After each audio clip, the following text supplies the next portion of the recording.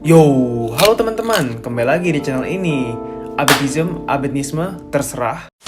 Hai, kembali lagi di series The Gifted Season 2. Di episode 4 lalu, junior-junior berbakat terkena virus yang menyerang sel berbakat, membuat mereka mengalami rasa sakit yang luar biasa. Lalu, di akhir cerita, terbukalah kalau Kon dalang di balik semua kejadian ini. Apakah yang akan terjadi di episode kali ini? Dan tindakan apakah yang akan diambil anak-anak berbakat demi menyelamatkan junior mereka? Oh iya, satu lagi. Makin kesini, series ini makin gelap aja ya.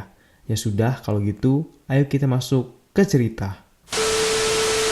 Cerita dibuka dengan Moon yang mengagetkan Kon.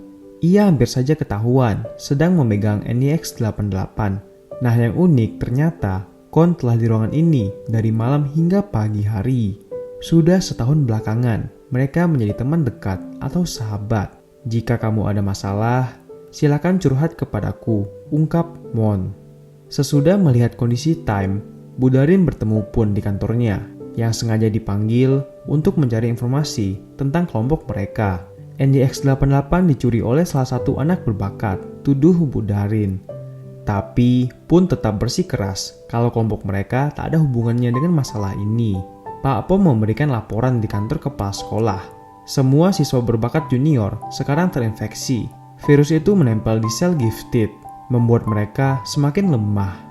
Nah, di momen ini juga tiba-tiba Peng menerobos masuk ke ruangan itu dan langsung meminta penjelasan tentang virus ini. Pak Supot tak mengelak, ia mengakui kalau Budarin lah pembawa virus NEX88. Ini adalah pertarungan lama antara dirinya dan menteri semenjak dimulainya program berbakat tentang politik dan kekuasaan. Lalu Pak Supot berjanji kepadanya akan mencari pelaku penyebaran virus ini, juga memastikan setiap siswa akan aman. Waktu berjalan seperti apa adanya, Budarin akhirnya memberitahu kenyataan pahit yang harus dihadapi anak-anak berbakat. Pak Supot menggunakan kekuatannya agar orang tua murid tak cemas. Pak Pom juga melakukan hal yang sama, menghapus ingatan tim medis. Ketiga orang dewasa itu melakukan hal yang menurut mereka benar untuk sementara waktu ini. Geng berbakat berkumpul di markas. Mereka masih bingung apa yang harus dilakukan semenjak situasi semakin kritis. Peng bersikukuh agar teman-temannya tak terlibat. Tapi Webb berkata, kita tak bisa tak terlibat. Selagi ia menunjukkan sebuah rekaman dari kamera pribadi yang Budarin pasang sendiri. Itu adalah video si pencuri virus NEX88. Nah, ada yang aneh. Pencuri di video itu tak mendobrak masuk, melainkan ia membuka pintu secara pelan. Apakah kalian ingat, Webb pernah memberikan sebuah password untuk masuk ke semua gedung? Nah, pencuri itu menggunakan password dari Webb, yang berarti si pencuri NEX88 adalah salah satu dari mereka, anak berbakat. Kegaduhan pun mulai terjadi di antara mereka semua. Peng yang tak tahan kondisi seperti ini keluar dari ruangan. Webb langsung menyusulnya, juga ada Pun di belakang. Dua orang itu berdebat. Webb yakin kalau si penjahat adalah salah satu teman mereka. Sedangkan Peng memilih tak percaya, karena belum ada bukti ucapnya, lalu pergi. Di saat ini juga Pun bilang kalau dirinya punya cara untuk mengetahui siapa pelaku itu, yakni dengan meminta Claire menggunakan potensinya untuk menemukan pelaku. Pak Supot, Pak Pom, juga Budarin sedang rapat bersama Pak Menteri melalui Zoom call. Pak Pom menyalahkan Budarin penyebab semua masalah ini, tapi si wanita ular ini tak mau mengakui kesalahannya. Saya tahu kok mengapa Anda membawa virus ini ke sekolah, ucap Pak Supot menyudahi perdebatan mereka. Nah, rupanya ada satu orang anak junior berbakat yang tak terinfeksi virus, yakni Grace. Ya jelaslah, di episode sebelumnya kita melihat Grace yang menolak disuntik waktu pemeriksaan kesehatan.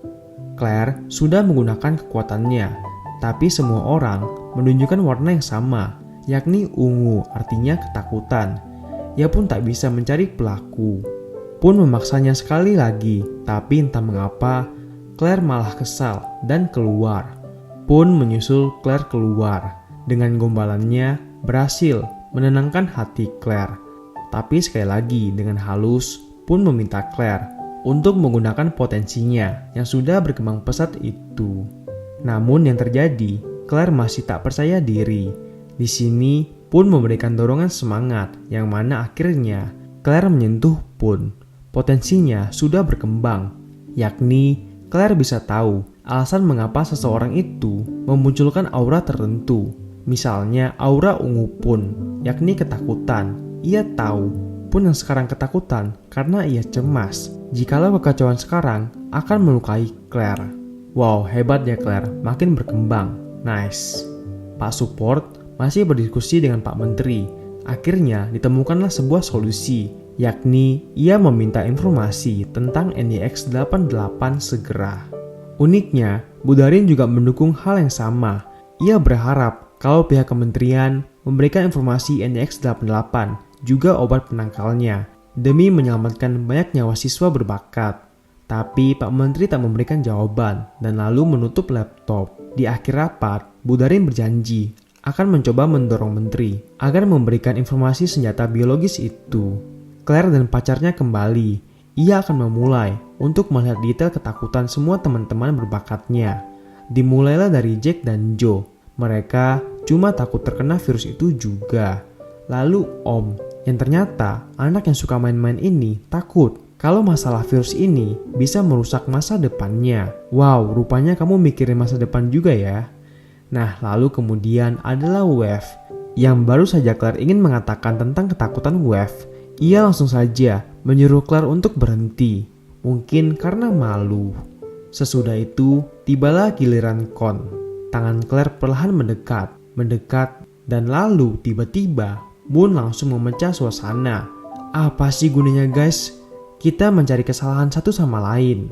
Di sini, Pun langsung berusaha untuk menenangkan Moon yang terlihat panik. Saat itu juga Claire bilang kalau Con bukanlah pelakunya. Nah, lalu kesimpulan mereka, tuduhan Wave berarti salah. Pencuri NYX-88 bukanlah salah satu dari anak berbakat. Pun sedang menikmati makan siang. Di sisi lain, ada Claire yang emosian sendiri tak jelas. Pun menghampirinya. Akhir-akhir ini kamu berbeda, ucap Pun. Nah, tapi Claire tak bisa menerima ucapan pacarnya itu. Mereka berdua pun akhirnya berdebat. Claire sangatlah emosian, yang berhasil membuat Pun nyaris menangis. Di tempat yang berbeda, Peng menemui Web di atas sekolah, tempat tongkrongan favorit temannya itu. Dari percakapan mereka ini, kita baru saja mengetahui isi hati Web yang sesungguhnya. Meskipun kasar dan bermulut pedas, remaja ini ternyata sangat sayang pada semua teman-temannya. Ia rupanya sangat cemas, takut apa yang diperbuatnya hari ini akan membuatnya kehilangan semua teman-teman. Di sini juga Peng meminta maaf masalah mereka tadi siang. Kini Peng setuju dengan logika Wave. Pencuri virus NYX-88 memanglah salah satu di antara mereka. Di malam harinya, Claire masuk ke ruang fotografi, tempat biasa Con menghabiskan waktu. Claire pun memulai basa-basi, tapi Con mengetahui hal itu dan meminta Claire untuk berbicara langsung ke intinya saja. Dengan santainya, Claire curhat mengenai hubungannya bersama Pun di hadapan Con, yang pastilah sudah jelas Con menolak mendengar cerita tersebut. Memangnya kamu kira kita masih berteman, ucap Con. Claire pun terdiam sejenak dan ia langsung berkata bahwa dirinya tahu Conlah si pencuri virus NYX-88. Claire rupanya sengaja tak memberitahu yang lain. Ia ingin bertanya langsung alasan Con mengapa melakukan hal seperti ini. Con bilang ia tak perlu menjawab dan berjalan, tapi tiba-tiba Pun muncul entah dari mana. Lah, gimana caranya dia bisa tahu tempat ini? Ya iyalah, itu karena Pun ternyata sudah meretas handphone Claire menggunakan potensinya meniru bakat Wave. Seketika Claire sangat marah, privasinya terganggu dan merasa kalau Pun sudah mengkhianatinya. Tapi anehnya Pun tak seperti biasa, emosinya tak stabil. Ya langsung ia juga memaki Claire sebagai pengkhianat. Con marah kepada mereka berdua untuk segera menghentikan perdebatan tak jelas pasangan ini. Karena ia sudah muak. Lantas anak itu ingin berjalan pergi dan pun menahan tubuh Kon. Ia tak akan membiarkan Kon lepas pergi begitu saja. Emosi pun tak terkontrol menahan tubuh Kon, yang mana tiba-tiba saja Kon menusuk perut pun menggunakan pisau lalu pergi. Nah, sesudah beberapa waktu, bocah itu mengambil barang-barangnya dari markas untuk pergi. Tapi semua anak berbakat sudah berkumpul di sana. Mereka ternyata sudah mengetahui apa yang terjadi. Peng bertanya kenapa Kon membantu anti-gifted. Sialnya, dugaan itu salah. Karena yang sesungguhnya terjadi adalah anti-gifted lah yang membantu Kon. Siapakah yang dapat menyangka selama ini organisasi itu berada di bawah kekuasaan Kon? Sebab bocah inilah yang membuat juga sebagai pemimpin atau ketua anti-gifted. Mendengar semua pengakuan itu, Peng menjadi emosi, terutama tentang masalah Namtan yang kecelakaan akibat ulah anti-gifted.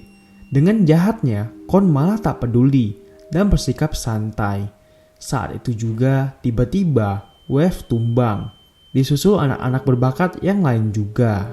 Budari menemui Pak Direktur, mengatakan kalau virus NEX88 itu ada di tangan anak berbakat senior. Tapi Peng sebagai ketua mereka tak tahu apa-apa. Mungkin saja itu bukan ulah kelompok Peng ataupun Peng sebagai ketuanya, tapi melainkan itu adalah ulah salah satu di antara mereka. Anak muda memang suka membuat perubahan sosial, tapi masalah mereka adalah ideologi. Mereka akan saling berdebat, mengkhianati, dan putus. Dari pengalaman ini, mereka akan belajar. Kalau kelompok yang efektif dibentuk bukan karena ideologi yang sama, melainkan atas dasar kepentingan yang sama. Seperti kau dan aku, ucap Pak Direktur kepada Bu Darin. Kembali ke markas, rupanya Kon menggunakan tabung gas untuk membuat teman-temannya pingsan. Cuma dirinya sendiri yang sepertinya terlihat normal, tak terjadi apa-apa. Sebab di sini barulah diketahui kalau potensi sesungguhnya Kon adalah kebal terhadap racun, ucapnya sebagai pamer kepada Peng. Dan lalu, gas yang sudah terlalu banyak membuat Peng perlahan-lahan kehilangan pandangannya. Dan anak itu pun pingsan. Dengan senyuman jahat, Kon keluar markas, meninggalkan teman-temannya yang pingsan semua. Sambil dari kejauhan, Grace menyaksikan kejadian tersebut. Setelahnya, The Gifted episode 5 akhirnya selesai. Flying high like the birds and the bees.